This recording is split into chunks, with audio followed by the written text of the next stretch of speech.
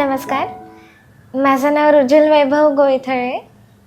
मी आता जस्ट माझे 10th complete केलं आहे आणि प्लस मला 10thमध्ये 90.43% मिळाले आणि माझी 10thची एक्झाम मी लॅपटॉपवर दिली आहे. मी स्नेहांकितला 3rd स्टँडर्डमध्ये शिकत असल्यापासून जाते आहे.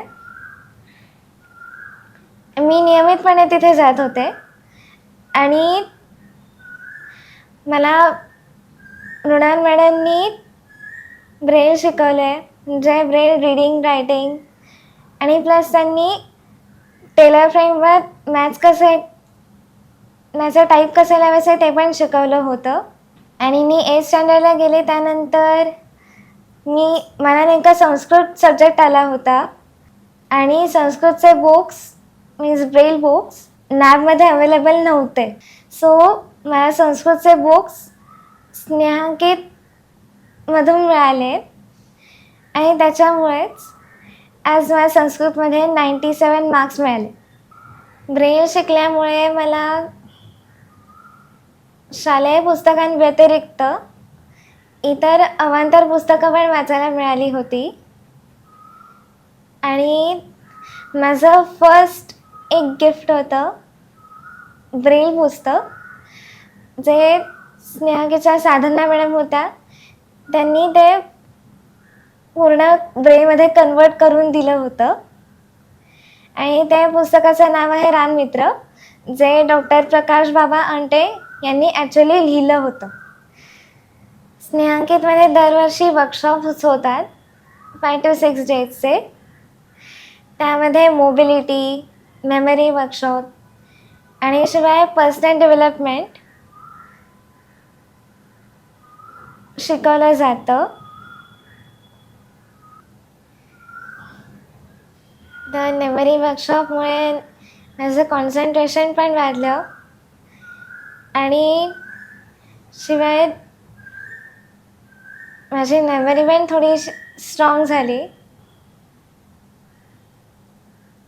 आणि प्लस त्या मेमरी वर्कशॉपमध्ये गोष्टी लक्षात कशा ठेवायच्या याचा मला वेगवेगळ्या ट्रिक्स पण मिळाल्या आणि सांगितल्या गेल्या. त्यात मोबिलिटी अँड पर्सनॅलिटी डेव्हलपमेंटमुळे माझा कॉन्फिडन्स आता वाढला आहे. मी कॉलेजमध्ये किंवा इतर ठिकाणीसुद्धा नवीन मित्रमैत्रिणी बनवू शकते, असं मला कॉन्फिडन्स वाटतो आहे.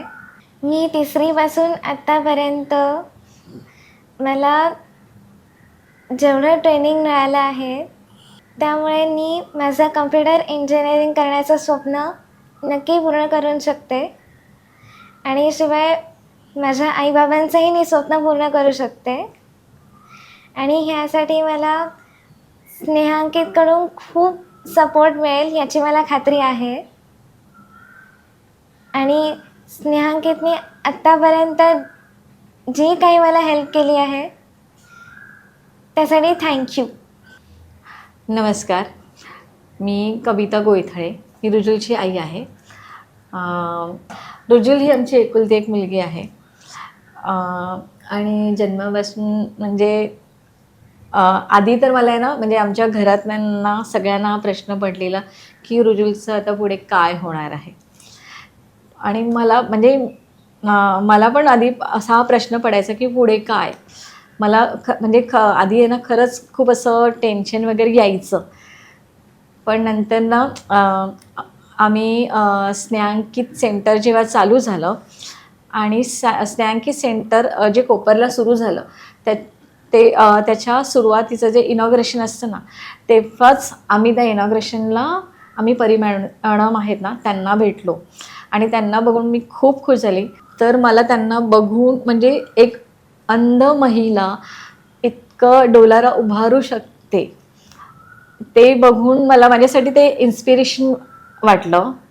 आणि तेव्हा मी असं ठरलं की येस, मला माझ्या लेकीला असंच काहीतरी घडवायचं आहे. स्नेहांकित सेंटरमध्ये त्याच बऱ्याचशा टेक्नॉलॉजी घेऊन आल्या, कारण त्यांनी म्हणजे त्यांच्या ह्या सेंटरमधूनच बऱ्याचशा लोकांना समजायला लागलं की अंध व्यक्ती हे बऱ्याचशा टेक्नॉलॉजीचा यूज करू शकतात. कारण तिथे शिक्षण तर होतच होतं, कम्प्युटरवर कंपल्सरी ते शिकवायचेच. आणि प्लस तिथे ना डेझी प्लेअरवर पण शिकवला जायचा, डेझी प्लेअरवर, आणि रेकॉर्डिंग वगैरे पण दिलं जायचं. आणि डेझी प्लेअर मुलं स्वतः वापरायचे तेव्हा त्याचा मुलांना खूप फायदा झाला. स्नॅकिट मध्ये म्हणाल मॅडम ज्या काम करत होत्या मुलांवर त्यांनी डेझी प्लेअर मुलांना शिकवले आणि त्याचा वापर करायला देखील त्यांनी शिकवलेला. त्याच्यामुळे मुलांची अभ्यासामध्ये पण प्रगती झालेली आम्ही पाहिली आहे. फक्त असं नाही की त्यांनी सगळ्यांवर इक्वल असं प्रेम पण करायचे आणि शिकवायचे पण, आणि कधी कधी ओरडायचे पण. आणि ते फक्त मुलांवरच नाही हे करायचे, त्या असं म्हणायचे की मुलं ही थोडा वेळच इथे येतात, तर त्यांनी तिथे पालकांना देखील ते ट्रेनिंग द्यायचे. कारण ते म्हणतात की इथे येऊन ते थोडाच वेळ शिकणार आहेत, पालकांनी जर शिकले तर ते मूल अजून चांगलं घडेल. आणि त्यांची खूप इच्छा होती की जर आपल्याला आपलं मूल घडवायचं असेल तर आपल्याला खूप मेहनत घ्यायला पाहिजे. आणि बऱ्याच वेळा म्हणजे खूप इन्स्पिरेशन मृणाल मॅडम यांनी, म्हणजे आम्ही बऱ्याच वेळा बरेच पेरेंट्स म्हणजे असं खूप असं लो फील करायचो ना, आमच्या घरात बरेचसे प्रॉब्लेम्स असायचे, आम्ही त्यांच्याशी डिस्कस करायचो आणि पुन्हा सेंटरमधून निघताना उभारी घेऊनच निघायचो असं. आणि मी ना जेव्हा म्हणजे काय ना, एका अंध मुलीला किंवा आपल्या मुलामध्ये काही अपंगत्व असेल तर त्या मुलाला लहान म्हणजे असं उभं करणं, सक्षम बनवणं, याच्यासाठी खूप म्हणजे असं आपण आहे ना कधी कधी बऱ्याच वेळा हतबल होतो किंवा आपण निराश होतो. आणि जेव्हा जेव्हा मी म्हणजे आता आम्ही सुरू झालं, पण नंतर फक्त इनॉग्रेशन झालं होतं आणि मग जून महिन्यापासून ते रेग्युलर सुरू झालं. तिथे आम्ही संपदा पळणीतकर या मॅडमना भेटलो. त्यांनीच ब्रेल शिकवले. रुजुलचं जे आणि ब्रेल पाटी त्या दररोज तिचा अभ्यास करून घ्यायच्या. तिला ब्रेल त्यांनी शिकवलं आणि त्यामुळे तिचं ब्रेल वाचन खूप छान आहे आणि वाचता येतंय. आणि त्याच्यानंतर तिच्या वाचनाची गोडी निर्माण झाली. आणि ब्रेलमधून म्हणजे स्नेहांकितमधून रुजुलला जसे एक पुस्तक मिळालं होतं, त्याच्या व्यतिरिक्त देखील अजून बऱ्याचशा इनॉग्रेशनसाठी आम्हाला स्नेहांकितमधून बोलवलं होतं. आज जे रुजुल उत्तम ब्रेल वाचते आहे ते संपदा पळणीतकर या मॅडममुळे.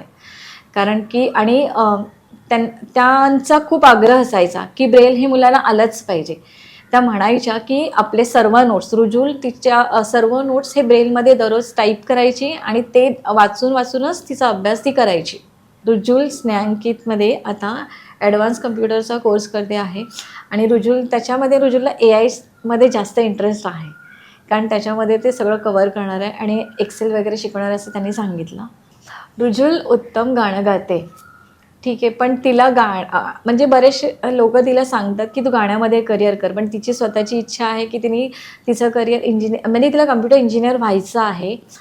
आणि मी परी मॅडम आहेत ना, त्यांना जेव्हा पहिल्यांदा भेटलेली ना, तेव्हा त्यांचं एक स्टेटमेंट होतं की मला हे की गाणं आणि अंध हे मला समीकरणच बदलून टाकायचं आहे.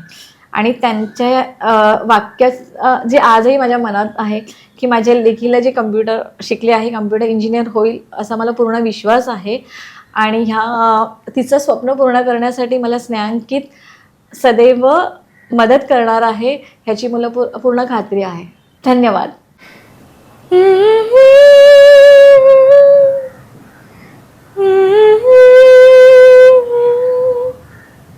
फिरुनी नवे जन्मे नमी एकाच ह्या जन्मी जणू फिरुनी नवे जन्मे नमी फिरुनी नवे जन्मे आशा उद्याच्या डोळ्यात माझ्या उरतेल कोणे जला वाचून. माझ्या मनीचे गुज घ्या जाणून या वाहणाऱ्या गाण्यातून. आशा उद्याच्या डोळ्यात माझ्या फुलतील कोमे जला वाचुनी.